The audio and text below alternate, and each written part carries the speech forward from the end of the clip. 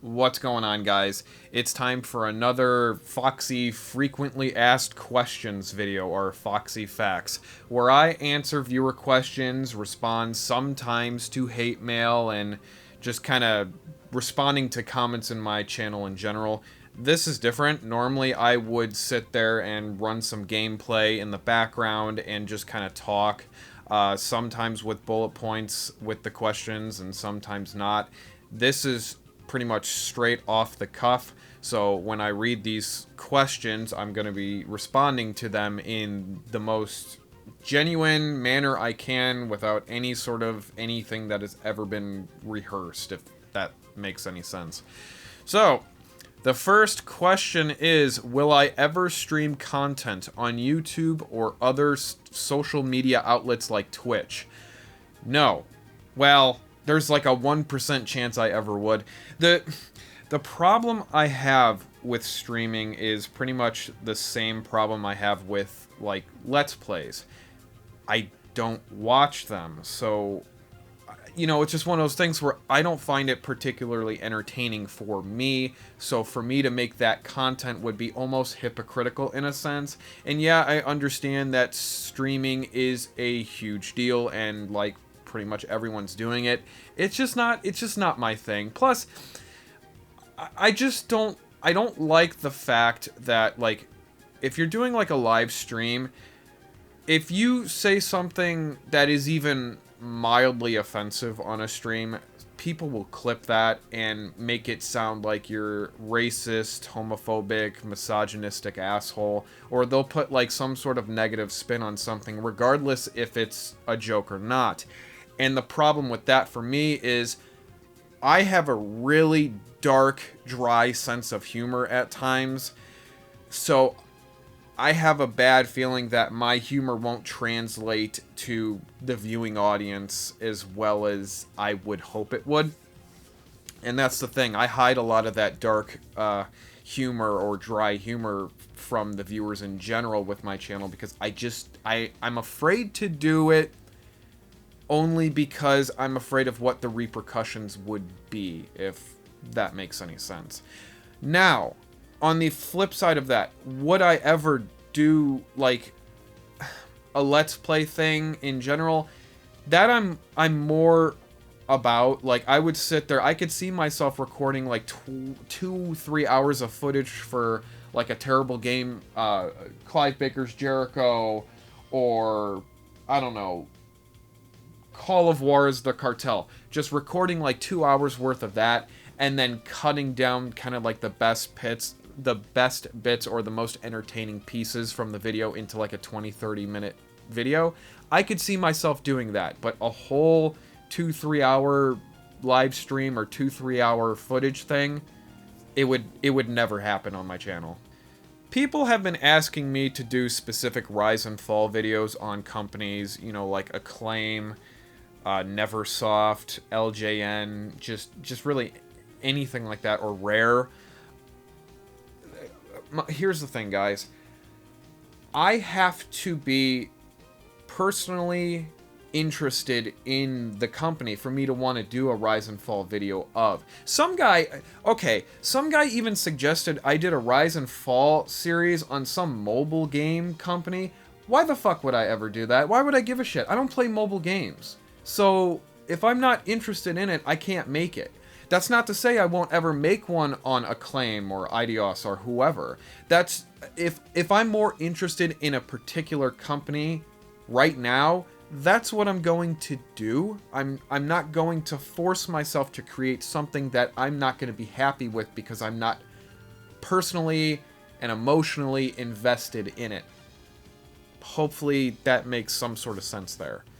The next question or comment, well, is I get a lot of people who bitch about me comparing the Janus motorcycles to other retro-styled bikes like the Honda Monkey or the Suzuki Van. And this comes back from my review of the Janus bikes and the follow-up video. Here's the thing. Why can't I compare motorcycle companies that are targeting the retro audience? regardless if one audience is targeted towards like the 20s 30s motorcycle crowd, the 1920s 30s versus the 1960s 1970s, regardless, they are retro motorcycles, so why can't they be compared? To me that's just, you're coming up with kind of an excuse why I can't say anything whatsoever negative about something that you particularly like. Why? That's ridiculous. That's like if I said I can't compare a game like Call of Duty to a game like Battlefield because one is more of a simulator and the other is more arcade. They're both first-person shooters. They're both incredibly popular. Of course you can compare them. Why wouldn't you be able to compare them? Because they both battle each other head by head at every given moment. That I don't understand that argument to me. That's just ridiculous. This next comment reads, I am one of 100 people to have the fuck am I reading? I am one of 100 people to have platinumed Air Conflict Secret Wars on the PlayStation 4. God bless you. Alright, so the next comment says, I hate to say it, but videos on bargain finds are what is making them all go away. I'm assuming he means just like finding things at thrift stores and whatnot, because more people are recording like their live footage from picking up whatever they are from like flea markets, thrift stores, whatever. I think it plays a role in it, sure, but I don't believe whatsoever that that is a massive impact on why things are so bad. I think a lot of the reason actually comes from smartphones, because nowadays anyone could just sit there and download one of those apps on your phone that could read a barcode or scan a barcode of whatever game on whatever system, and it'll flag whether or not they're basically valuable so that resellers will buy them and then flip them online.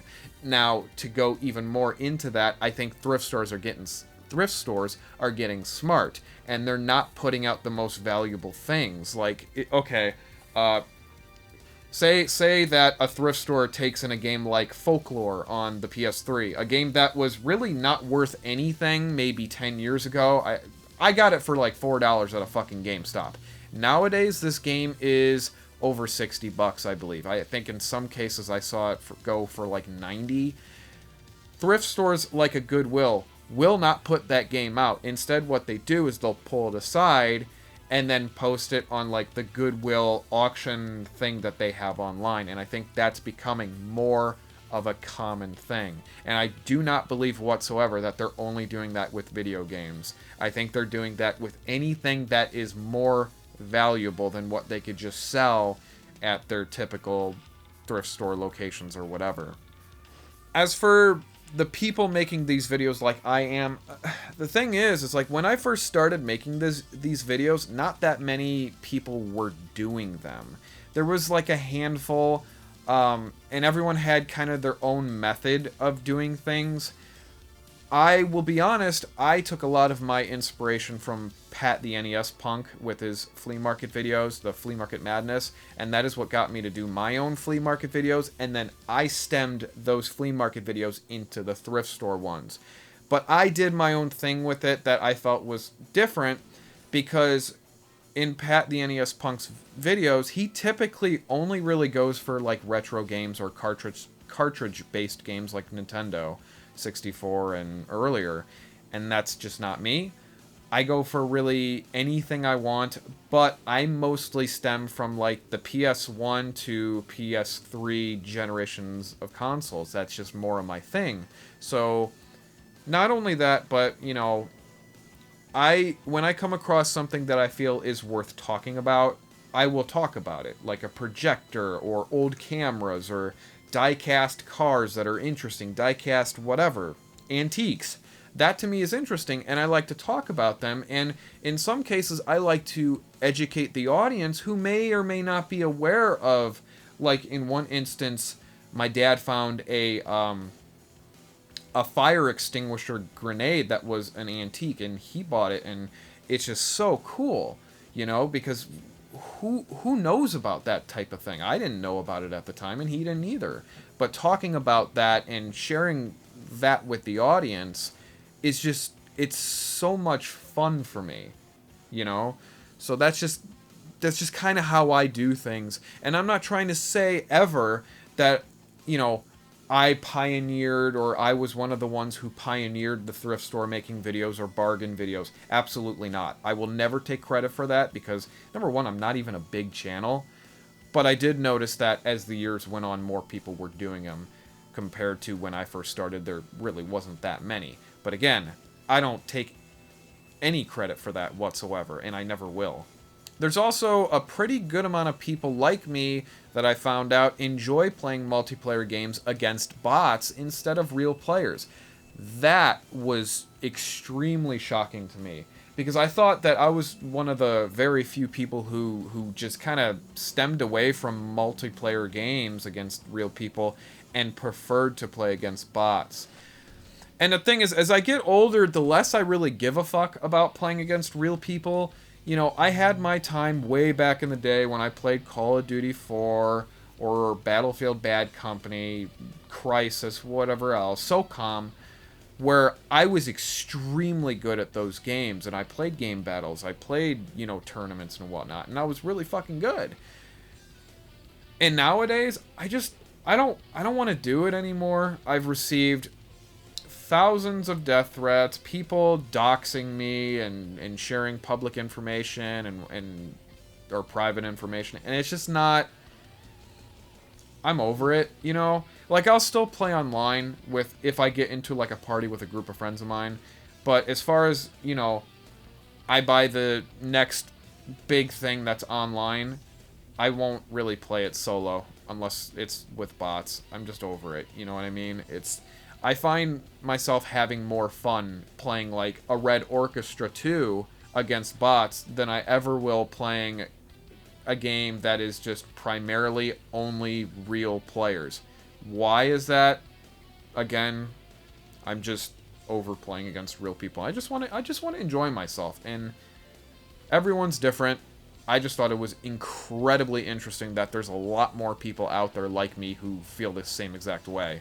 Massive success. Mortal Kombat vs. DC was a horrible monstrosity of a failure. Have you seen Liu Kane's eyes?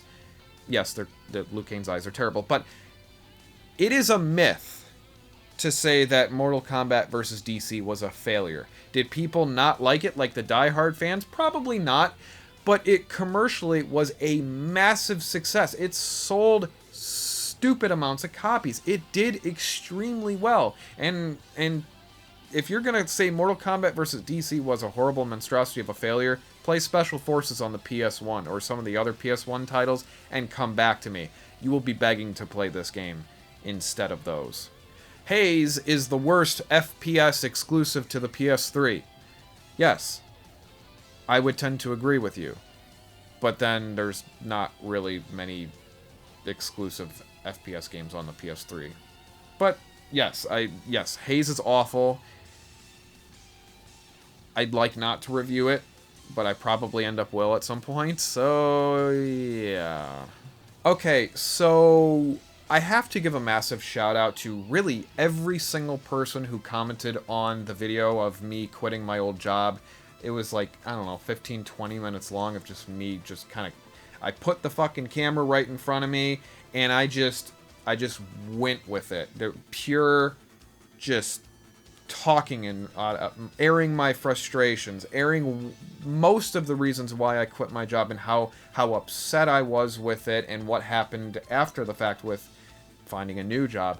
I have got to say, I was ridiculously surprised at how positive and how nice everyone was with that, and it really means a lot to me. I would love to give out tons of shout outs to all those people, especially, you know, my loyal subscribers.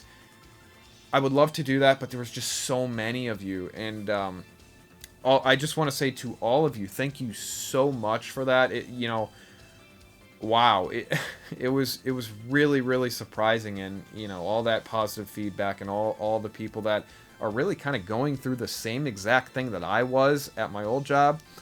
You know, just hang in there, find something better. You know, if you have to take a pay cut like I did, fucking do it. it beats being miserable every single day of your life, and to the point of like where I was at, where I was so depressed, I was kind of contemplating a few things, if you know where I'm getting at, and it was just, I had to get out. I was gonna, one of a couple things was gonna happen. I was either gonna blow my fucking brains out, I was gonna die of a heart attack like my dad did, or I was just gonna go fucking apeshit on an employee or another customer, and I just wanted no part of any of that. You know, it's just, it's sad that it had to come to that way, but I had to get out of there. I had to. I had no choice. This last comment, I couldn't find the user who said it. I just know they did at one point. I don't know if their channel got deleted or they just disabled their account or whatever, but they had asked me if I would ever block people from commenting on my channel. The answer to that, the short answer to that is absolutely. The long answer is I don't want to, and I never like to, but when people, I love criticism, you know? I'm a critic myself. So when you're giving off positive criticism or negative criticism in a constructive way, that's all well and good. But when you basically are attacking me or attacking, you know, my family or attacking my friends or just making really disparaging comments and just being a dick in general, you know, I tend to let it slide one time, but when it becomes a constant thing, that's when I will make the decision to either A, delete the comments from the channel entirely, or just block the user from ever commenting.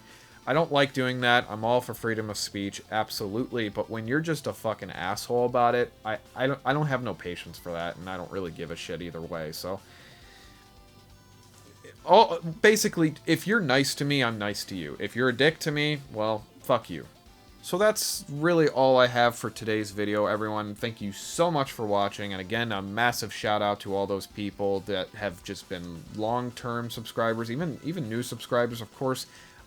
I try to comment, I try to reply to comments as much as I can. Sometimes I don't, for this particular reason, to make a video like this. Hey, you know, keep at it. If you want to ask me whatever you want to ask me, go right ahead. Nothing is really off limits. So again, thank you so much. I will see you next time. And yes, a Rise and Fall video is on its way. So stay tuned for that as well. See you later, everyone.